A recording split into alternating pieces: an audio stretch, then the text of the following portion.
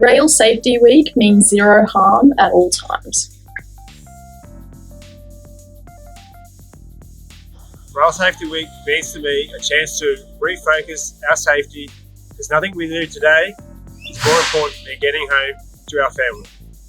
Rail Safety Week is important to me because over the last 2.5 years of working here at Downer, it has shown me how important it is to take pride in what you're doing, like take a look and rethink about the process you're doing with safety and ensuring that you and others are safe.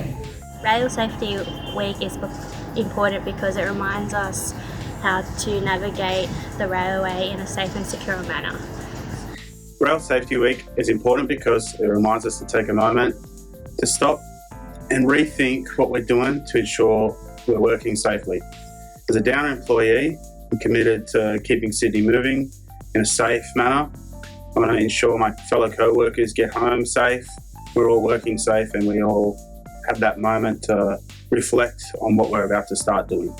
What Rail Safety Week means to me is family.